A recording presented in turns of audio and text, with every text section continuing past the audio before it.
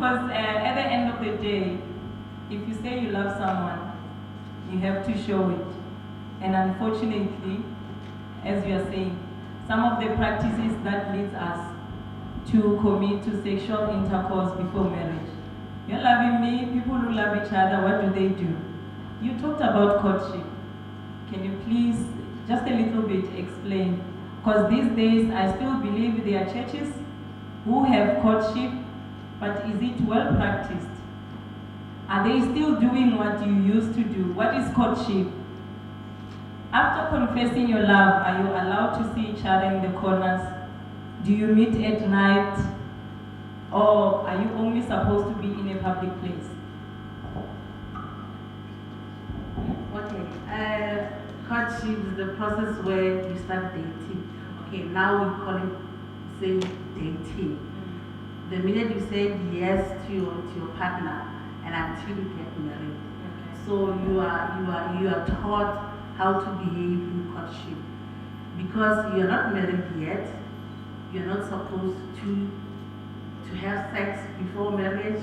You're not supposed to do it. Besides, it's only sex. So you still live like a sister or a brother, okay, until you get married. So unfortunately, these days, in our churches, it has become a dating, I don't know, but it's something that is not, I don't know how to put it. It's something that is not practiced the way it's supposed to be. So most people are saying we're in courtship, but they live like married people. So this is not biblical because you're only allowed to do things that certain married people do when you are married. So most of the time people say because we are in courtship, we are allowed to travel together to Dubai and to travel to Devon and everything. So what will happen in Devon? So it's misinterpreted or misunderstood. But courtship means the process that from dating until dating. We should know each other, but not that part. Thank you. Just to add a point, it's like I said, lucky enough, she was a friend, so courtship was so easier for us. But at the same time, we'll make sure that we keep in touch most of the time. You know, when I was in courtship with her, I remember airtime was very expensive in our time. We used to buy airtime for 275, somewhere there, Vodacom. 2 nights, 275 was gone. We'll make sure that we talk to each other before she sleeps, or call her. At times, when I was knocking off from Lebeco, I'll go to town just to see her, accompany her to the taxi rank here, and I'm going. No, it will feel so sweet and so wonderful. But most of the time, or all the time in fact, we were in public places. To an extent that everybody will see us working together. We were not shy, we were not running away from anybody else. Everybody will see Piget and Maureen, here they are, take her to the taxi. Remember, I was still a pedestrian myself, but I would enjoy her company, and that kept our love really burning. And hence, even today, it's so easy to love her because of that particular background, the foundation that we laid as Brother Maureen, Sister Maureen, and Brother Piget. Bless the Lord. Thank you. Thank you so much. I just want to ask, maybe a lot of young men in here will agree with me. Now when I grew up, I heard that if a man just stays on his own, you said you were 25 when you proposed. I don't know that's why, Mr. Malesa.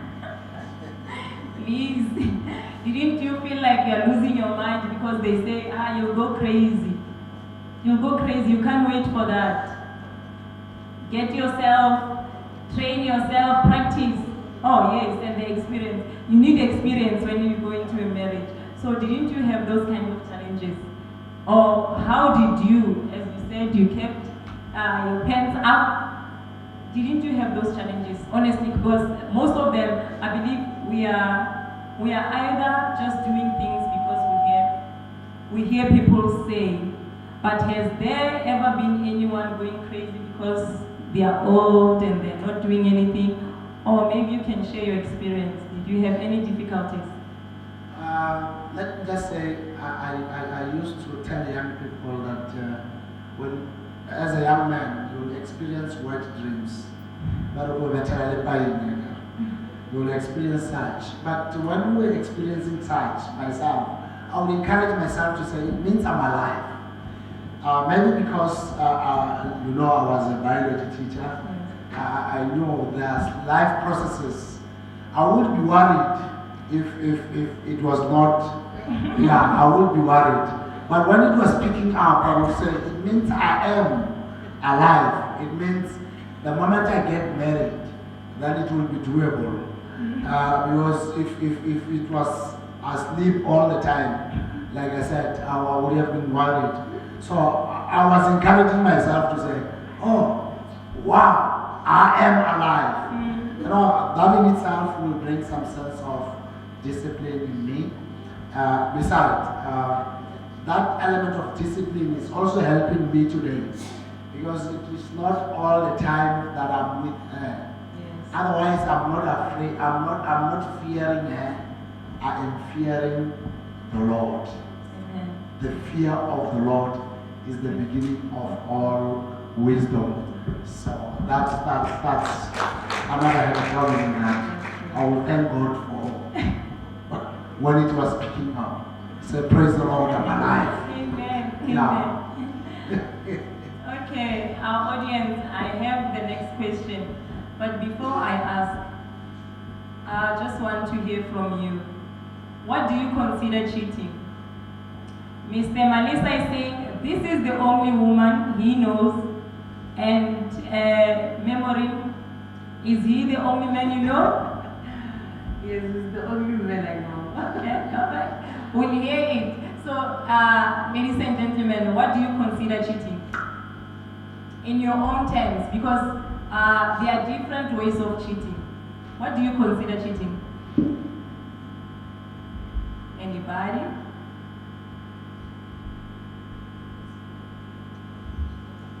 You don't watch TV? No social media?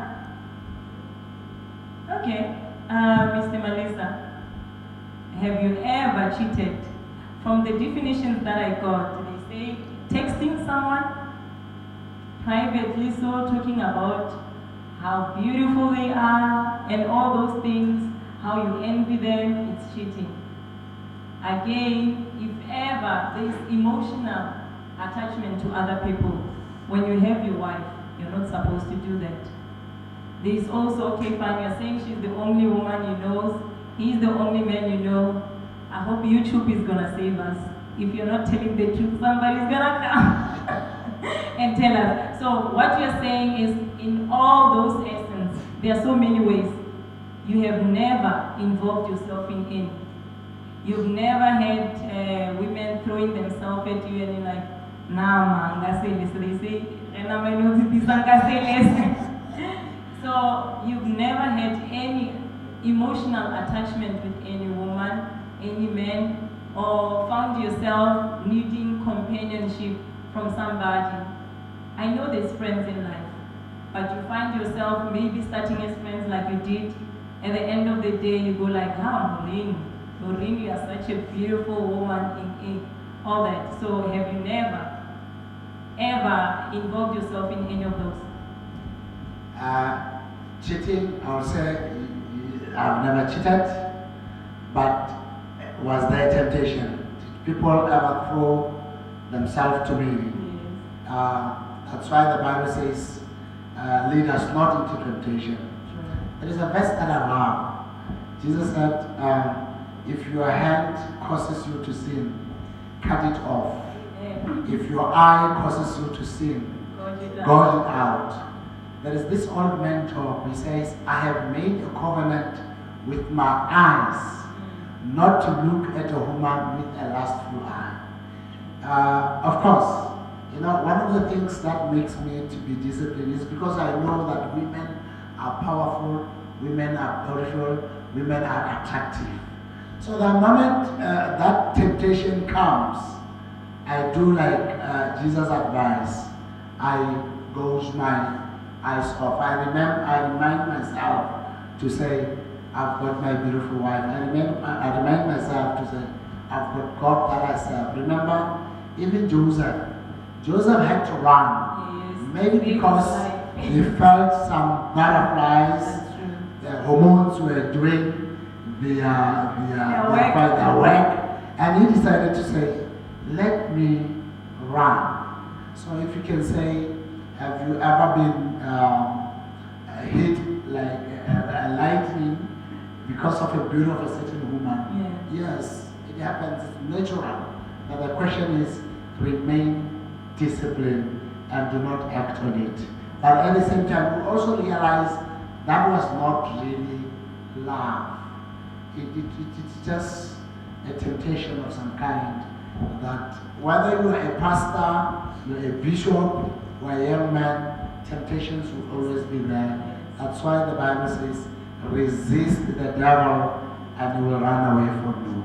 So, but at the same time, the fearing of the Lord and knowing that I've got this beautiful woman that I don't want to lose. Mrs. Malesa, your side, have you ever had anybody throwing themselves at you? But they say it's women who throw themselves at men. So have you ever had those kind of challenges? No, it's possible with us as women. Okay. People, men will come, and even if you are married, they will always come. They will also come.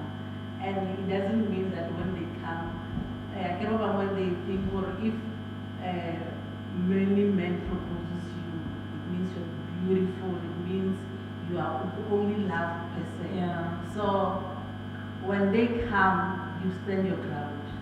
I stood my ground, like you said, we are human beings.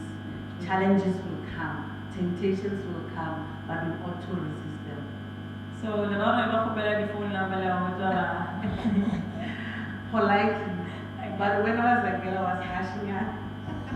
But politely. Yeah. Take it. Just to add on that, the moment you are disciplined, like now, those maybe they were like a program. Those were challenges when we were still starting. Okay. The moment people have to say, this is how Piget lives. So now I am a brand on my own. So people respect me for who I am. And those kind of temptations, now that I've been married for so long, they already know this is the kind of a character it is. I no longer have such big challenges of women throwing themselves to me, because like I said, the moment you establish the brand, I can only lose it if I can approach a woman, but most of the women will come to me and say, look, I'm rude. You know, they give you that respect. So if I can lose it, it will not be on the account of that third party. I would have lost it myself. Because now, everybody, my colleagues, churchmates, and everybody, including my former students, you know, like enough, when I was still unmarried, I was your teacher. And you know how disciplined I was at that time. There was not even a single student who would throw herself to me, because they knew Mr. Malesa is very straight. We used to know you like that. Yeah.